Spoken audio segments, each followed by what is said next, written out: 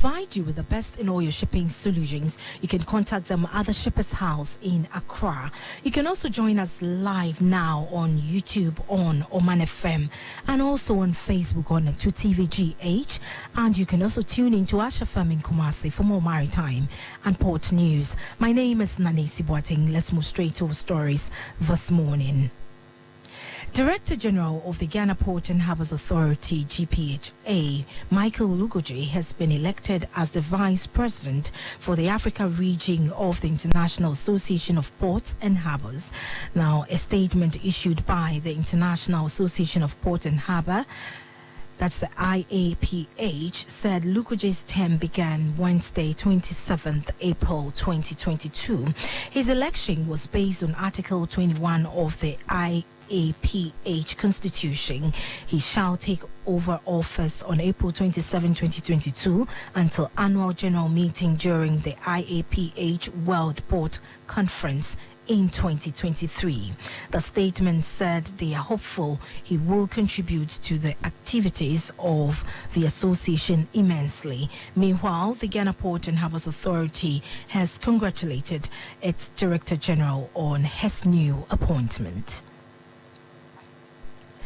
Shanghai authorities are struggling to keep the supply chains of key industrial sectors like cars and chips on track amid the city's ongoing COVID-19 lockdown, with fewer than 3/4 of the industrial sectors like cars and chips on track amid the city's ongoing COVID-19 lockdown, with fewer than 3/4 of the several hundred enterprises that received a green light to resume production a week ago about to do so.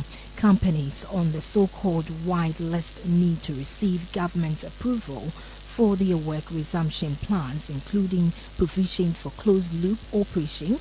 But state-backed media, The Economic Daily, reported that only 70% of the 666 approved enterprises had resumed some level of productions as of Sunday. China shifts focus to Beijing record COVID case as Shanghai crisis eases. China's effort to keep the COVID-19 Omicron variant under control have led to rigid local testing and quarantine regimes that have fragmented the countries into impenetrable blocks.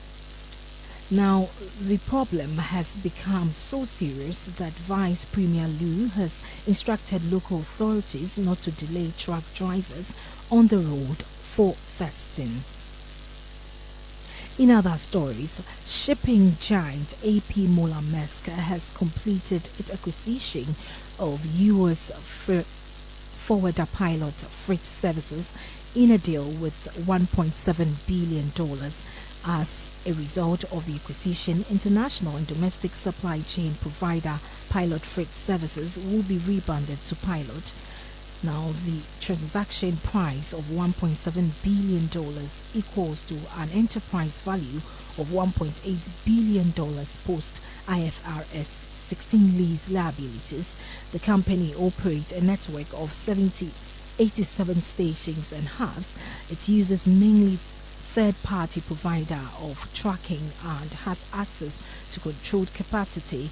The combined Pilot and Maersk scale will offer customers approximately 150 facilities in the U.S., including contribution centers, hubs, and stations. According to consultant Armstrong and Associate, Pilot was the world's 24th largest air freight forwarder in 2020, with volumes of 240,000 tons.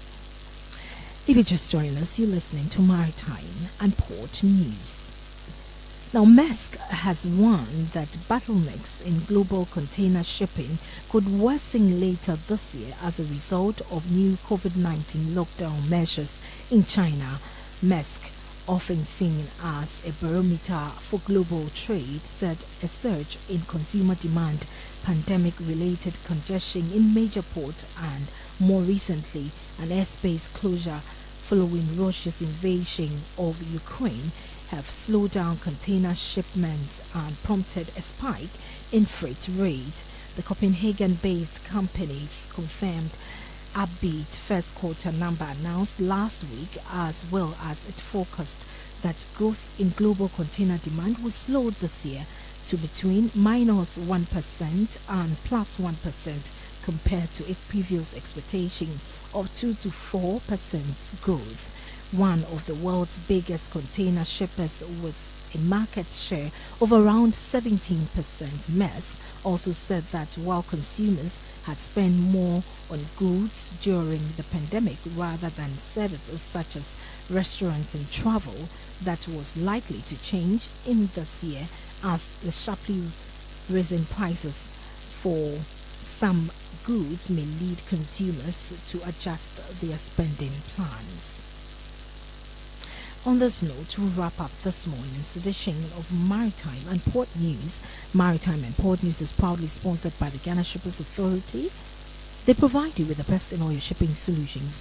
You can always contact them at the Shippers House in Accra. And for more Maritime and Port News, you can always join us on YouTube and on Facebook on the 2TVGH and YouTube on Omanfm.